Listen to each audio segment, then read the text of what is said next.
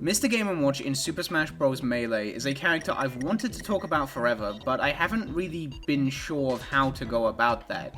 See, on one hand, he's a perfect fit for fighting game garbage, because he's arguably the single most notorious low tier in the entire franchise. But on the other hand, he's not actually garbage. He's low tier, but he's no bottom tier, and some of his moves are genuinely fantastic. Mr. Game & Watch isn't notorious because of how low tier he is.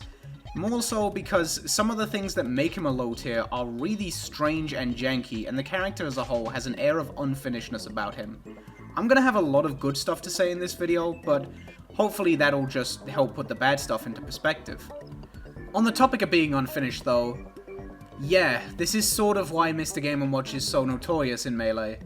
So much about him just feels kinda thrown together and rushed, and I found no reliable sources backing this up, but I swear I heard somewhere that he was the second last character added to Melee, just ahead of Ganondorf. And if that's true, shit, it makes a whole lot of sense. If you've seen Awesome Source's video on Game & Watch in Melee, which you should, you'll know that a ton of his attributes, such as running speed, walking speed, and falling speed, are copied over from Mario. This kinda suggests that Game & Watch was built using Mario as a base, and they either didn't bother or didn't have the time to go back and change some of his attributes to differentiate the two. It's crazy. Comparing these characters' attributes is like comparing two pieces of homework, and one was copied off the other but tried to change enough so the teacher wouldn't notice. Despite all this though, the only change that Mr. Game & Watch received in the transition from NTSC to PAL Melee was that a bug where he and Jigglypuff took no damage from Bowser's down throw was fixed. So, who knows, maybe he's just meant to be a buggy disaster, I don't fucking know. How I think I'm gonna do this is I'll just go through the character's kit as a whole, point out what's good, what's not good, why it's not good, and along the way, we'll just point out the shit that's weird. As I mentioned earlier, Game & Watch's movement is mostly identical to Mario's, which means it's pretty good. He's got a good wave dash. He's decently fast. But he doesn't really have anything crazy. He doesn't have Fox or Falcon's incredible speed. He doesn't have any kind of X factor like Marth's dash dance or Peach's float. He's just fine. It's difficult to make that work in a game like Melee, but on the other hand, it does mean that he's very easy to pick up. Mr. Game & Watch's jab is really good actually. It's frame 4, has great range, is interruptible on frame 16, and it's decently safe on shield. This is probably one of the best jabs in the game. It's a really good pressure tool. His rapid jab is dogshit, but that's pretty standard for Melee.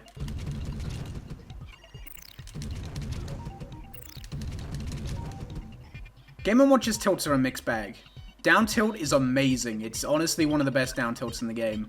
Its frame 6 is completely disjointed, and it's very strong as a combo tool and a kill move. It kills floaties disgustingly early. Mewtwo Game & Watch was not a matchup I played a ton when I played Mewtwo, but this was most of my deaths and it drove me insane. Up tilt is alright. It's nowhere near as good as down tilt, but it's situationally quite nice. It's kinda slow at frame 9, but it's got a very big disjoint, which is nice. On hit, it can lead to some stuff. Something kinda interesting about up tilt though is that it has no end lag. I'm gonna hold down shield after using the move and notice how it goes from a frame where a hitbox is active immediately to a frame with my shield up.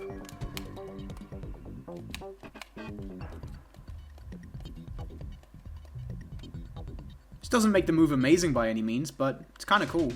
Forward tilt is not very good. It's pretty disjointed, but it's quite slow at frame 13, and it's not very strong to compensate. The only thing this move really has going for it is that it has a lingering hitbox for 17 frames that doesn't decrease in strength over time. This seems like it would make a great edgeguarding tool, but in practice it's nothing special. Yeah, the hitbox lingers and doesn't get any weaker, but it wasn't strong in the first place, and Game & Watch just has a lot of other moves that do what forward tilt does better. At the very least, it gives you some easy edge guards because the timing is very lenient thanks to the 17 frame lingering hitbox. One of the strangest things about forward tilt to me is just how outclassed it is by forward smash. Forward smash is pretty much the guy she tells forward tilt not to worry about. It's nearly a better move in every aspect, and honestly one of the best forward smashes in the game. For a start, it's much stronger and is much safer thanks to higher pushback, but they start on the exact same frame. They both hit on frame 13, and they're both interruptible on the same frame at frame 42. It's kinda strange. It makes me think that one of these moves used the other as a template. Now, while forward smash does have a longer lasting lingering hitbox than forward tilt, 20 frames as opposed to 17, 16 of those frames are a weak hit, while forward tilt keeps its strength the entire way through. However, forward smash's weak hit is actually pretty comparable in strength to forward tilt's strong hit.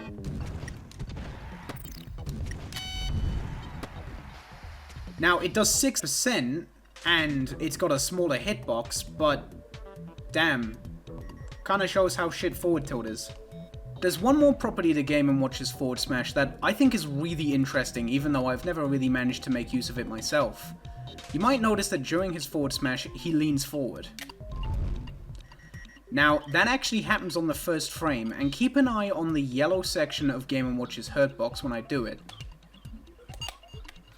It moves forward a lot.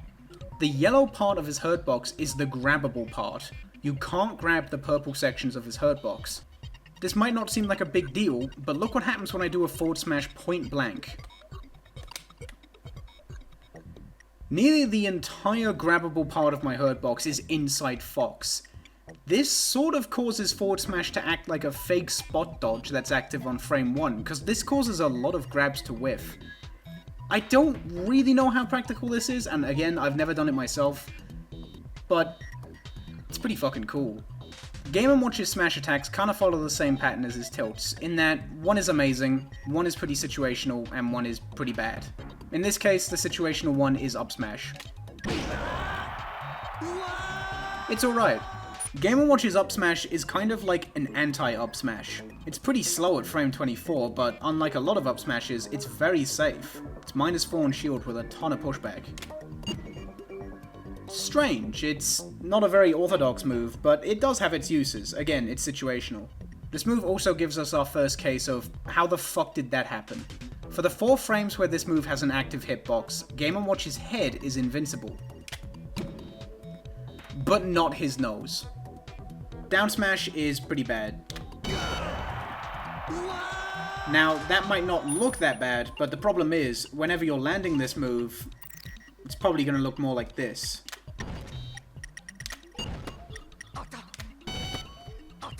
Which is pretty sad.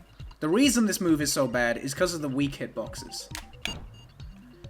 Those hitboxes on Game & Watch's arms are the weak ones, and those are the ones that kind of just do dick. The red ones are actually okay. The problem is, the hitboxes on the arms, which are the weak hits, actually have priority over the strong hits, which means if the opponent is hit by both, the weak hit takes priority. This is what's going to happen most of the time if you're using this move, and it really hurts the move as a whole. Game & Watch's aerials are mostly really good, and arguably his best feature. However, 3 of them have a bit of a unique weakness that I feel like people less familiar with Game & Watch tend to focus on a little too much. Here's his forward air and his down air. Now here's his back, up, and neutral air. Notice how the game didn't point out I missed my L cancel. That's because there was no L cancel to miss.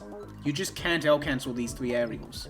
L cancelling allows you to cut the landing lag of an aerial attack in half by pressing L, R, or Z 7 frames before you hit the ground. Here's a down air done on shield without L cancelling. And here's one done on shield with L cancelling. It cuts 10 frames off the recovery, which is really nice for pressure. The problem here is that this doesn't work for special moves, just your 5 aerials. And Game & Watch's up, back, and neutral air are all coded as special moves, which means you can't L cancel them. I'll talk about the 2 aerials Game & Watch can L cancel first, because they're both amazing. Game & Watch's forward air does so much for him.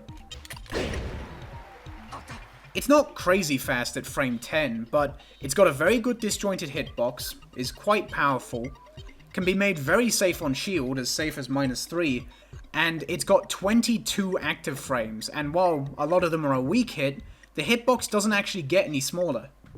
One interesting thing about Game & Watch's forward air is that the card in his hand shrinks after a while, which I think is meant to represent the weak hitbox. However, the card shrinking doesn't actually line up with the hitbox turning into the weak one. This is the hitbox for Game & Watch's forward air. Notice how it's red, representing the strong hitbox. That lasts for 3 frames. It then turns pink, representing the weak hitbox. But the box shrinks on the 11th frame of the hitbox being active, a long time after the weak hitbox is out. It's not a big deal, but I think it's kinda interesting nonetheless. Game & Watch's down air is a really strong and really cool move. It's not a stall and fall like it is in the later games. But it still has a really long-lasting hitbox. It comes out on frame 12, and it lasts until frame 38, and it's strong the whole way through.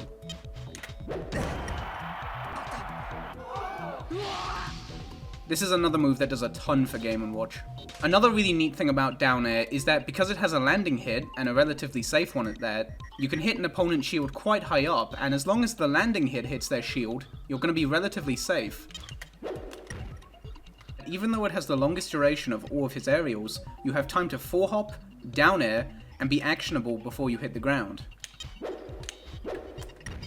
If you're finding the timing difficult, I recommend using tab jump for the double jump. Also, if you connect down air on the first active frame, it'll meteor smash. Now let's move on to the 3 aerials you can't L cancel, starting with neutral air.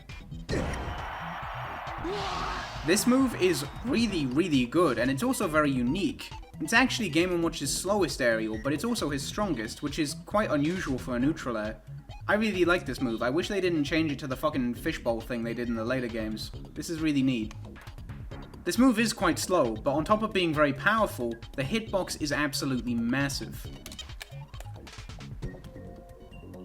It's massively disjointed, and on top of having 9 active frames, it doesn't get any weaker throughout that duration. It's just as strong on the last active frame as it is on the first. It's also surprisingly safe for a move you can't L cancel. If you were able to L cancel it, you'd cut off 8 frames of landing lag, so you could very easily make it plus, which would be kinda disgusting actually. Because of how big, disjointed, and active the hitbox is, this move is amazing at covering platforms. Back air is another pretty great aerial. This one's kinda slept on. Because you can't L cancel it, it's not that safe. Although one nice thing about it is that because it has a landing hit, you can hit the opponent's shield pretty high up and still be just as safe as you would if you hit it low. Another nice thing about back air is that it's one of Game & Watch's best answers to crouch cancelling.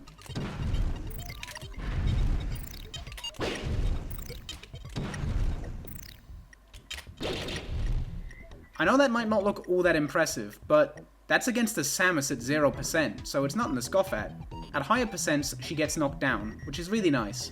Up air is just kind of okay. It's not terrible by any means, but out of Game & Watch's 5 aerials, it's definitely the weakest. It's got some use in juggles and extending combos. The strong hit is sometimes just a bit too strong to get any kind of meaningful combo after.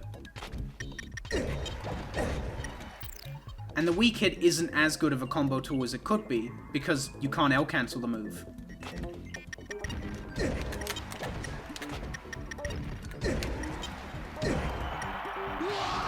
It can still work as a combo tool, just not as good of a combo tool as it could be. On top of that, because you can't L cancel it, it's not the safest thing in the world.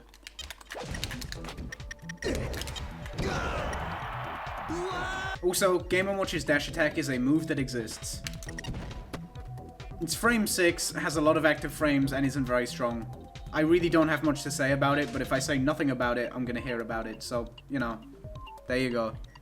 Game & Watch has a very good grab game, but he's a character you're gonna have to remember to jump cancel grab for. His standing grab has 6 frame startup and 29 total frames of duration, while his dash grab is 4 frames slower and has an extra 10 frames of end lag. Jump cancel grab is also extremely important for some of his chain grabs, so it's something you're going to want to practice for sure. One neat thing about Game & Watch's throws is that they all have near identical animations.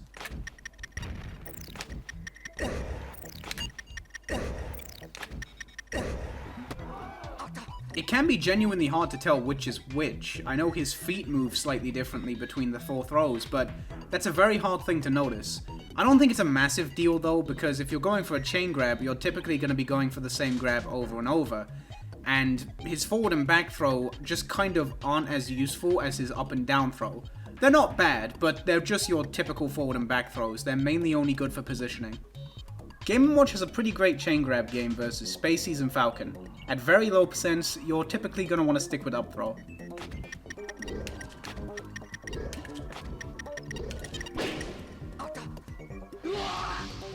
Now, in fairness, this isn't the most rock-solid chain grab in the world. If the opponent doesn't DI, Fox and Falco can jump out after one grab, and Captain Falcon can just jump out immediately, so it might be worth your time instead going for a combo, or using down throw instead to go for a tech chase. At mid percents, you're going to want to start going for down throw, which is much more consistent.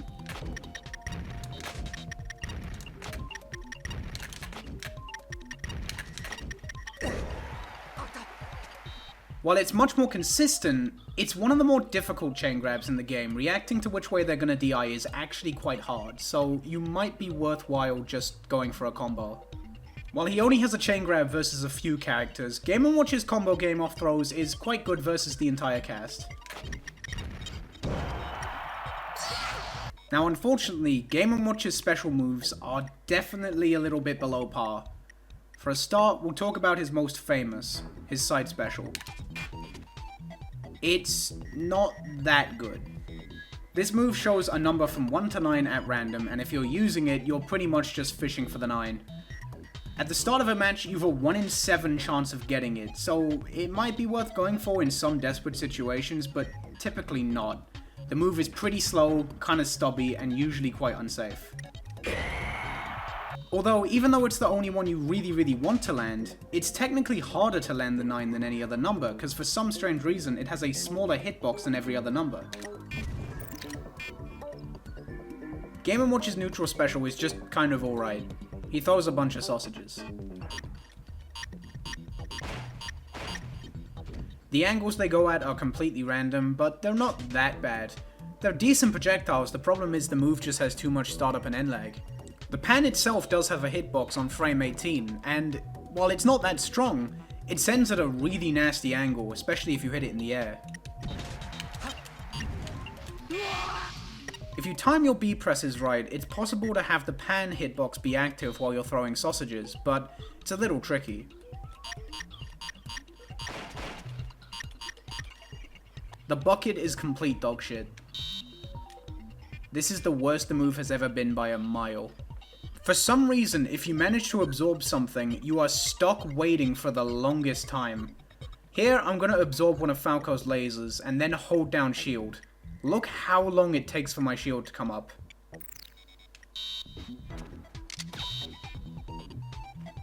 I do get some invincibility frames, but that's just ridiculous. Now, if you do get a full bucket somehow, you get a frame 2 attack that varies in power depending on what you absorbed. But here's something weird. Notice how the hitbox comes out in 3 sections. For some odd reason, if you land the 2nd or 3rd while you're in the air, it'll always do 1%, which is pretty sad. I think out of Game & Watch's 4 specials, his up special is probably the best. Now, you might notice he doesn't have the parachute he does in later games. Once he's launched up, he goes into freefall. As a recovery move, it's just kind of okay. It's got a lot of vertical distance, and it can snap to ledge pretty far below the stage. But, on the flip side, it has no invincibility and not much horizontal distance.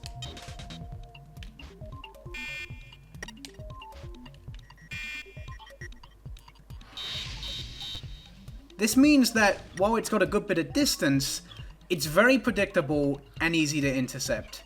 You can get a little more horizontal distance by inputting the move with diagonally up and then holding the direction you want to go in. Here's what happens when you press straight up and then hold right. And here's the distance when you do the diagonal method.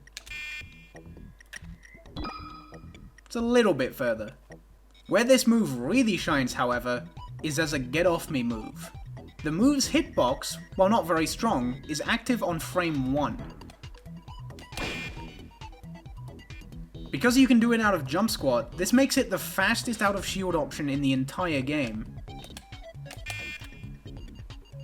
While it's the fastest out of shield option in the game, it's definitely not the best. On top of having a very small hitbox, it's quite weak, so the opponent can get hit by it and still leave you in a world of hurt.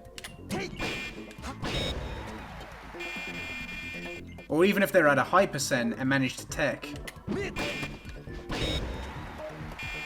Speaking of out of shield, I think it's time we addressed a bit of an elephant in the room and talked about the shield you're actually doing the move out of. That is Game & Watch's max shield. And it's bad. See, throughout this video, it might feel like I haven't gone in too hard on Game & Watch, and that's because I've mainly been talking about his moves, which, on the whole, are actually really good. The problem with Game & Watch is that those good moves are on a character with arguably the worst defense in the entire game. For a start, he's tied with Jigglypuff for being the second lightest character in the game, and while he doesn't die off the top quite as fast due to not being as floaty as Jigglypuff, I'd argue his defense overall is significantly worse. Jigglypuff at least has some nice defensive traits. She's got a low profile crouch, which in fairness Game & Watch also has, but she's also got low profile during her jump squat. On top of that, she's got a shield that actually works, and for some reason her forward roll is invincible on frame 2, while most are invincible on frame 4. This is really good for Jigglypuff, and it shows that a character who, going off stats, is defensively weak, can have some really good defensive traits, or at the very least, defensive traits up to par with other characters. Game & Watch unfortunately just has an all-round dreadful defense, which doesn't help when he's already a light character with a mediocre recovery. His terrible shield means even at max shield health, it's very easy for him to get shield poked. He can try to cover more of his body by light shielding, but light shielding isn't always a great option. It leaves you with more pushback on shield, which can be a bad thing, and more shield stun, which is always a bad thing. Also, keep in mind that throughout most of this video I've had a setting enabled that locks shields at full health. So when you turn that off, the shield that already does a terrible job at protecting Game & Watch gets even worse. So basically, even if you hold R to shield, you're going to be holding an L. On top of his terrible shield, Game & Watch also has the worst spot dodge in the game. Most spot dodges in Melee have a 2-to-1 ratio of invulnerability to vulnerability. However, Game & Watch is the only character in the entire game to be vulnerable for more time than he's invulnerable. He gets 11 frames of invincibility while being vulnerable for 20 frames. Now, I think a lot of people assume that Game & Watch's terrible shield and awful spot dodge are unintentional, but I'm personally not so sure. I mean, he is paper thin, so maybe the idea was to make sort of a glass cannon kind of character. If that's what they were going for, then I respect the idea, but unfortunately the glass to cannon ratio is a little bit fucky. So, that's pretty much everything I wanted to say about Mr. Game & Watch in Melee, and yeah. There's no getting around the fact that he's a low tier, and having bad defense in a game like Melee is a big deal. But, on the bright side, it means that if you're not on defense, he doesn't actually feel that bad. In fact, he's really, really fun. There's a reason that around low and mid level, Game & Watch is a really popular character just to kinda goof off with, have a bit of fun. He is low tier, there's no getting around that. But as far as low tiers go, he's really, really cool. On top of that, from the experience I have, Game & Watch players are really nice, so who knows? Give them a shot. You might enjoy it.